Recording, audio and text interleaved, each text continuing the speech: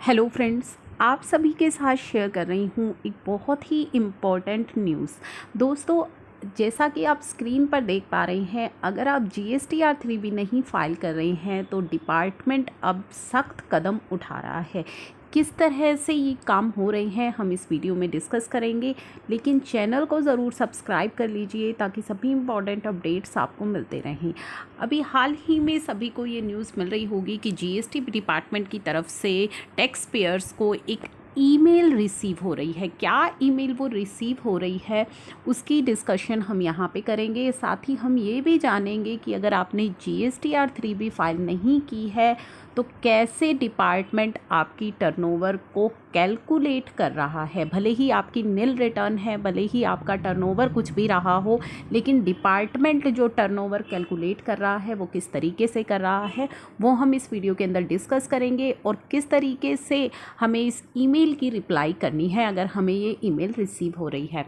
पहले जानेंगे ईमेल हमें क्या कहती है। ईमेल जो आ रही है वो बात कर रही है aggregate turnover being more than ₹5 crore during financial year 1920.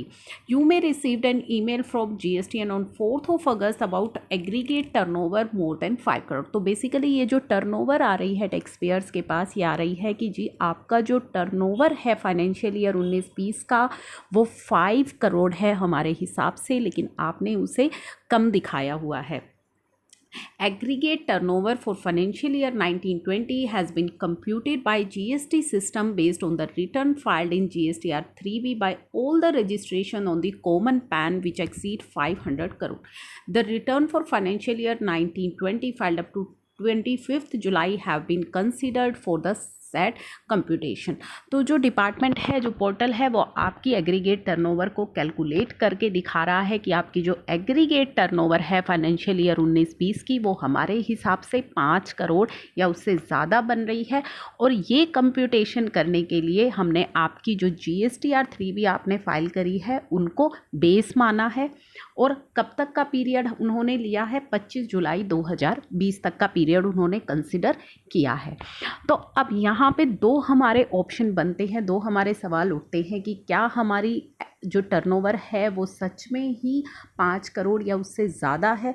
Second हमारा है कि अगर मान लीजिए इस पीरियड के दौरान जो सेल आपने GSTR 3B में दिखाई है वो सेल जो है आपकी फाइनेंशियल ईयर 19-20 की ना हो करके फाइनेंशियल ईयर 18-19 की है, जो आपने नेक्स्ट ईयर में दिखाई है, जिस वजह से ये जो टर्नओवर है वो 5 करोड़ आ रही है। तो इस तरह के केसेस भी बन सकते हैं कि आपकी सेल नहीं है, फिर भी डिपार्टमेंट जब आपकी कैलकुलेशन कर रहा है तो वहाँ पे 5 करोड़ से ज़्यादा की सेल आ रही है। अब यहाँ पे डिपार्टमेंट ने आपको कहा है कि अगर आपकी 5 करोड़ से ज़्यादा की सेल है तो आपकी ड्यू डेट जो है उस हिसाब से डिसाइड की जाएगी, आपका इंटरेस्ट और आपकी लेट फीस भी जो है उसी हिसाब से डिसाइड होगी। नेक्स्ट इन्होंने बताया है कि किस तरीके से वो एग्रीगेट टर्नओवर कंप्यूट की गई है, कौन कौन सी टेबल को वहाँ पे कंसीडर किया गया है। टेबल नंबर 3.1 जो बात करती है आउटवर्ड टैक्सेबल सप्लाई की, बी जो बात करती है outward taxable supply zero rated, nil rated, exempted and non GST outward supply, यानी कि हर तरह की सप्लाई को आपका कंसीडर किया गया है।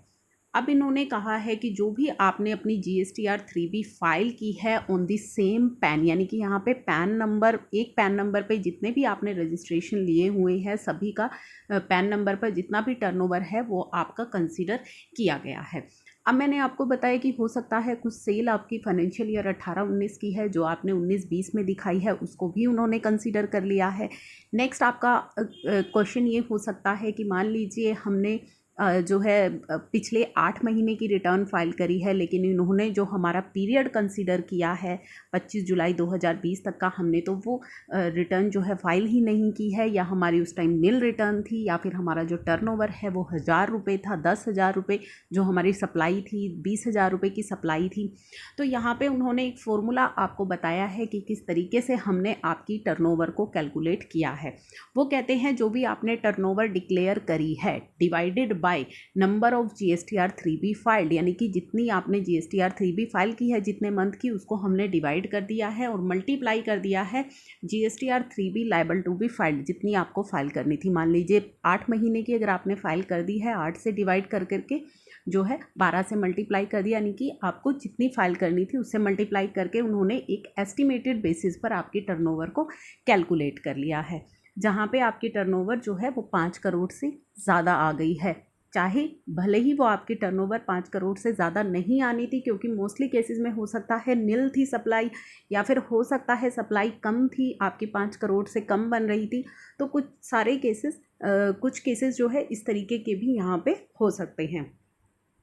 अब इन्होंने कहा है the above turnover will be used for certain validation in the system. तो ये जो टर्नओवर की कैलकुलेशन हो रही है, अब यहाँ पे नुकसान किनका है? जिन्होंने GSTR 3B फाइल नहीं की है, भले ही उनकी नील रिटर्न थी या भले ही उनकी जो सप्लाई है वो कम थी, लेकिन अगर डिपार्टमेंट अपने फॉर्मूले को यूज़ करके उनकी जो टर्नओवर एस्टिमेटेड टर्नओवर निकाल रहा है वो 5 करोड़ से ज़्यादा अगर आ रही है, तो फिर आपके लिए जो मुश्किलें हैं वो बढ़ेंगी। क्यों बढ़ेंगी? क्योंकि ये जो कैलकुलेशन हो रही है बेसिकली ये हो किस लिए रही है? Determining due date of return filing, आपकी जो ड्यू डेट है रिटर्न फाइलिंग की उसको डिटरमाइन करने के लिए, क्योंकि 5 करोड़ से ज़्यादा अगर आपका टर्नओवर है तो 20th ऑफ नेक्स्ट मंथ होती है, अगर 5 करोड़ से कम है तो फिर जो है 22 और 24 डिपेंड ऑन कि आपकी कैटेगरी ऑफ स्टेट क्या है। Computation of late fee by the system उसी हिसाब से आपकी जो लेट फ़ी है वो कैलकुलेट करेगा।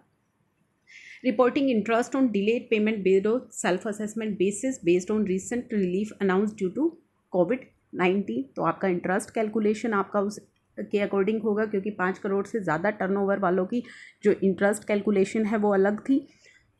तो आपका जो इंटरेस्ट कैलकुलेशन है वो भी अकॉर्डिंगली किया जाएगा आपकी टर्नओवर के बेस पर। अब जो हमारा मुद्दा था कि अगर आपने 3B फाइल नहीं की है और डिपार्टमेंट ने एक एस्टिमेटेड बेसिस पर आपकी टर्नओवर को 5 करोड़ से ज़्यादा कर दिया है, तो आपको किस तरीके से यहाँ पे भारी नुकसान होना है, तो उस चीज़ को हमने इस वीडियो के अंदर जो है डिस्कस किया है कि किस तरीके से आपकी जो इंटरेस्ट की कैलकुलेशन है वो चेंज हो जाएगी, किस तरीके से आपकी ड्यू डेट चेंज हो जाएगी। भले ही इन रियलिटी में आपकी जो डेट जो टर्नओवर है वो कम हो, लेकिन अगर डिपार्टमेंट खुद से कैलकुलेट करेगा तो किस तरीके से आपको प्रॉब्लम फेस करनी पड़ सकती है। अब यहाँ पे आता है कि अगर आपकी कोई भी डिस्क्रिपेंसी है, यानी कि कोई भी अगर आपकी डिस्क्रिपेंसी है जो अब एक्सप्लेन की गई है, तो अब आपके पास ऑप्शन क्या है कि अगर आपकी टर्नओवर 5 करोड़ से कम है लेकिन पोर्टल ने आपकी ज़्यादा जो है कैलकुलेट कर दी है, तो ऐसे केसेस में अब आपके पास क्या ऑप्शन बचता है? तो यहाँ पे उन्होंने आपको कहा है द टैक्स पेयर में फाइल ग्रीवियंस एट, यहाँ पे जो दी गई है यहाँ पे आप जो है ग्रीवियंस फाइल कर सकते हैं। अगर आपके साथ इस तरह की कोई जो है चीज़ हो रही है, आपकी टर्नओवर ज़्यादा दिखाई दी जा रही है, असल में वो टर्नओवर जो है कम है 5 करोड़ से। The tax payer are advised to upload the below information while raising a complaint. तो जब आप कंप्लेंट रेज करेंगे तो आपको इस दिए गए फॉर्मेट के अकॉर्डिंगली जो है आपको इन्फॉर्मेशन अपलोड करनी है, ताकि जो आपका मैटर है वो रिजॉल्व किया जा सके। क्या करना है? आपको GSTN नंबर डालना है, registration grant date, tax period of last GSTR 3B file जितनी आपने की है, date of filing of last GSTR 3B। तो ये जो आपको नीचे फॉर्मेट भी उस ईमेल के अंदर दिया गया है कि कौन कौन सी जो इन्फॉर्मेशन है वो आपको देनी है और अपलोड करनी है जब आप ग्रीवियंस फाइल करेंगे, ताकि उसके अकॉर्डिंगली जो डिसीज़न है वो लिया जा सके। आपको एक्सप्लेनेशन देनी है कि अगर आपके 2 केसेस हैं कि अगर आपने जो फाइल करनी है रिटर्न वो नील है या उसकी कम टर्नओवर है, तो सभी एक्सप्लेनेशन आपको वहाँ पे देनी है। या फिर आपका जो कुछ सेल है वो पिछले पीरियड की है जो आपने इस पीरियड में दिखा दी है, जिस वजह से आपका जो टर्नओवर है वो ज़्यादा आ रहा है, तो सभी तरह की एक्सप्लेनेशन आपको इस ईमेल के अंदर जो है देनी है, ताकि डिपार्टमेंट अकॉर्डिंगली आपका टर्नओवर कैलकुलेट कर सके। तो ये थी काफ़ी इंपॉर्टेंट वीडियो, इसको शेयर करना मत भूलिएगा। Thank you for watching.